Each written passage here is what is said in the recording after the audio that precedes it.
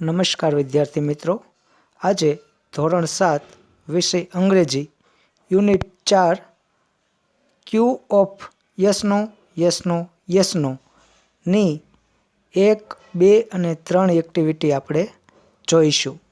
તો ચાલો ફટાફટ શરૂ કરીએ. Activity 1, read and enjoy. તો વિદ્યાર્થી મિત્રો, અહીં જુદા જુદા 4 જોક્સ આપેલા છે જે તમારે વાંચવાના છે અને માણવાના છે, એટલે કે આનંદ કરવાનો છે.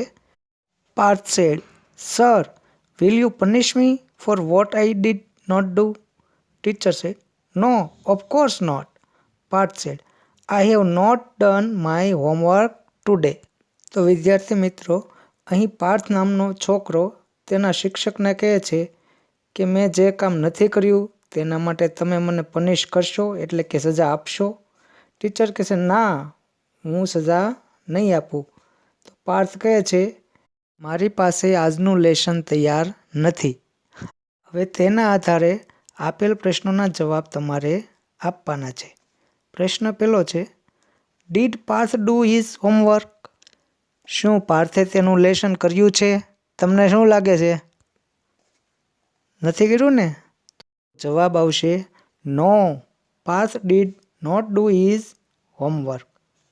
પ્રશ્ન બીજો, will the teacher punish Parth? શું શિક્ષક પાર્થને સજા આપશે? તમને શું લાગે છે વિદ્યાર્થી મિત્રો, આપવી જોઈએ કે ન આપવી જોઈએ? હા, તો જવાબ આવશે yes, the teacher will punish Parth. પ્રશ્ન 3, teacher will punish Parth because, એટલે કે શિક્ષક પાર્થને સજા આપશે કારણ કે. તો શું એનું કારણ છે? એનું કારણ છે કે પાર્થે એનું હોમવર્ક પૂરું કર્યું નથી. તો જવાબ આવશે he has not done his homework. હું બીજો જોક સાંભળો. Tushar said, Jigar, your father was black a few months ago but now he is looking very fair. એટલે તુષાર એના મિત્ર જીગરને કહે છે કે તાર પપ્પા થોડાક સમય પહેલાં તો બહુ કાળા દેખાતા હતા અને અત્યારે તો બહુ ગોરા દેખાય છે. જીગર કહે છે, યસ યુ આર રાઇટ, હા તારી વાત સાચી છે. તુષાર કે does is apply fairness cream? Tushar કે શું એ કંઈ કોઈ ક્રીમ વાપરે છે? જીગર કે ના ના, એ એવું કંઈ વાપરતા નથી. તુષાર કે તો શું એ બ્યુટિશિયન પાસે જાય છે? જીગર કે એવું કાંઈ છે નહીં, પણ એનું કારણ એવું છે કે એ 2 મહિના પહેલાં ઓઇલની મિલમાં જતા હતા અને હવે એ અનાજ દળવાની ઘંટીમાં જાય છે, એટલે કે ફ્લોર મિલમાં જાય છે, એટલે હવે થોડા થઈ જશે. મજા આવી? મજા આવી ને? હા, બરાબર. તો પ્રશ્નનો જવાબ સાંભળો. પહેલો પ્રશ્ન છે, did Jigar's father apply a face cream? હું જીગરના પપ્પા ફેસ ક્રીમ વાપરતા હતા? નહોતા વાપરતા, ખબર જ છે. તો જવાબ આપશે no, Jigar's father did not apply a face cream. બીજો પ્રશ્ન છે, did Jigar's father consult a beautician? Beautician પાસે જતા હતા? ના ભાઈ ના. તો એનો જવાબ આવશે no, Jigar's father did not consult a beautician. ત્રીજો પ્રશ્ન છે, did Jigar's father work in a coal mill? Coal mill એટલે કોલસાની ખાણ. શું જીગરના પપ્પા કોલસાની ખાણમાં કામ કરતા હતા? ના ભાઈ ના, એ ઓઇલ મિલમાં જતા હતા. તો જવાબ આવશે no, Jigar's father did not work in a coal mine. હવે ત્રીજો જોક સાંભળો. ટીચર ચિંટુને પૂછે છે કે ભાઈ આજ તાર મોડું કેમ થયું? ચિંટુ કહે છે, સાહેબ એક તો આજ મોડો ઉઠ્યો અને ઉતાવળમાં ટૂથપેસ્ટ છે ને જોરથી દબાવી, તે બધી પેસ્ટ બહાર આવી ગઈ. પછી હું બધી ટૂથપેસ્ટ પાછી અંદર ભરવાની બહુ પ્રયત્ન કર્યો, કલાક થઈ ગઈ તોય મારથી ટૂથપેસ્ટ અંદર ગઈ નહીં. અને પછી હું સ્કૂલે આવ્યો, એટલે હું સ્કૂલે મોડો પહોંચ્યો. હા હા હા હા. તો ચિંટુ કેવો હોશિયાર છે ને? હોશિયાર. ચાલો પ્રશ્ન 1, did Chintu gets up on time? શું ચિંટુ સમયસર જાગ્યો હતો? શું લાગે? નહોતો જાગ્યો. તો જવાબ આવશે no, Chintu did not get up on time. બીજો પ્રશ્ન, did Chintu put the paste back into the tube? Did is success? એટલે કે ચિંટુએ ટૂથપેસ્ટ અંદર નાખવાનો પ્રયત્ન કર્યો હતો, એમાં એ સફળ રહ્યો હતો? નહોતો રહ્યો ભાઈ. પ્રયત્ન કર્યો હતો પણ સફળ રહ્યો નહોતો. તો જવાબ આવશે yes, Chintu tried to put the paste back into the tube. He did not success. ત્રીજો પ્રશ્ન છે, did Chintu reach the school on time. ટાઈમસર પહોંચી ગયો તો સ્કૂલે? ના ભાઈ. તો જવાબ આવશે no, Chintu did not reach the school on time. હવે ચોથો જોક સાંભળો, એમાં મજા આવશે. એકવાર મુલ્લા નસરુદ્દીન એના મિત્ર સિરાજને મળ્યા.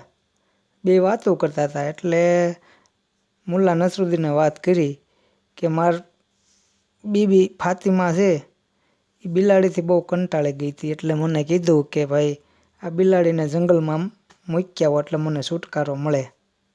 મુલ્લા કે પછી તો મેં એને એક બાસ્કેટમાં ભરી અને હું તો આડા અવળીને ત્રાહાન બાંગીને અજાણીને કેડીઓમાંથી હાલતો ચાલતો જંગલમાં પૂગ્યો. ત્યાં ગોળ ગોળ ને એમ કરતાં રસ્તો આડાવળો લેતો ગાઢ જંગલમાં પહોંચી ગયો. અને પછી મેં બાસ્કેટ ખોલ્યું ને બિલાડી કૂદકો મારીને વહી ગઈ. સિરાજ કે હાશ, તો પછી તાર ફાતિમા બીવીએ તને થેન્ક યુ કીધું હશે ને? અરે મુલ્લા કે ના, ફાતિમા બીબીએ બિલાડીને થેન્ક યુ કીધું. સિરાજ કે એમ કેમ? મુલ્લા કે એમાં એવું થયું કે હું પછી જંગલમાંથી વળતા રસ્તો ભૂલી ગયો અને બિલાડી આગળ હેલી અને હું બિલાડીની પાછળ આવતો ઘેરે પૂગ્યો. એટલે ફાતિમાએ બિલાડીને થેન્ક યુ કીધું. કેમ પણ મુલ્લા નસરુદ્દીન હોશિયાર ને બાકી એમ જોઈ. ચાલો પ્રશ્ન 1 જોઈ. Did Fatima Bibi like the cat. Fatima બીબીને બિલાડી ગમતી હશે? ના ભાઈ. તો થોડું જંગલમાં મૂકવાનું કે. તો જવાબ આવશે no, Fatima Bibi did not like the cat. બીજો પ્રશ્ન, did Mulla get rid of the cat. શું મુલ્લાને બિલાડીથી છુટકારો મળ્યો હશે? નથી મળ્યો. આમાં મિત્રો ઘણી જગ્યાએ તમે બીજા વિડીયો જોઈને લખો છો તો એમાં જવાબ ખોટો છે. મુલ્લાને બિલાડીથી છુટકારો મળ્યો નથી. તો એનો જવાબ આવશે no, he didn't get rid of it. પ્રશ્ન 3, did Mulla forget the way to his home. શું મુલ્લા નસરુદ્દીન તેના ઘરનો રસ્તો ભૂલી જતા? હા ભાઈઓ, ભૂલી જતા. તો જવાબ આવશે yes, Mulla forgot the way to his home. તો વિદ્યાર્થી મિત્રો મજા આવી ને? ચાલો હવે એક્ટિવિટી 2. હવે એક્ટિવિટી 2 છે એમાં play the game dolly, your teacher will help you. તો એક ડોલી નામની રમત રમવાની છે અને એમાં શિક્ષકની મદદ લેવાની છે. એટલે તમારા શિક્ષક તમને જે રીતે રમાડે એમ રમવાની છે. તમારે એ ગેમ વિશે જાણવું હોય તો પેજ નંબર 51 ઉપર આપેલ છે કઈ રીતે રમ. ચાલો હવે એક્ટિવિટી 3, એમાં રીડ ધ ડાયલોગ. તો વિદ્યાર્થી મિત્રો આ તો તમે ભણી ચૂક્યા હશો કે મોઇન ખાન એક ઇન્ડિયન આર્મીમાં સૈનિક હોય છે. પછી તે એક પ્રાથમિક શાળામાં આવે છે અને વિદ્યાર્થીઓ તેને પ્રશ્નો પૂછે છે. તો એનો ઇન્ટરવ્યૂ આપેલ છે. હવે એક્ટિવિટી 3B અંદર એક કોષ્ટક આપેલ છે, complete the table with the help of the dialogues. તો આપણે તે પૂરું કરીશું. તેમાં જો જવાબ યસમાં આવે તો યસમાં ખરાની નિશાની કરવાની છે અને નો આવે તો નોમાં ખરાની નિશાની કરવાની છે. તો આપણે જોઈએ પહેલું, do you have a very busy schedule. Yes, તો આપણે યસમાં રાઈટ ટીક કરશું. બીજું છે, do you it breakfast after exercise. તો કે યસ, તો એને આપણે યસમાં ટીક કરશું. ત્રીજું છે, does the tank run by itself. તો નો ભાઈ, ટેન્ક હાથે થોડી એકલી હાંકવી પડે, એટલે નો. ચોથું, do you drive a tank. એટલે પ્રશ્ન પૂછે છે કે તમે ટેન્ક ચલાવી. તો કે નો, તો એ પણ નોમાં. તો આવી રીતે દરેક આપણે યસ નો વ્યવસ્થિત ટીક કરેલા છે, તેમાંથી તમે પૂરી શકો છો. હવે એક્ટિવિટી 4, 5, 6, 7 અને આગળની બધી એક્ટિવિટી છે એ હવે આપણે નેક્સ્ટ વિડીયોમાં મૂકશું. આભાર. જય હિન્દ, જય ભારત, જય શ્રી રામ.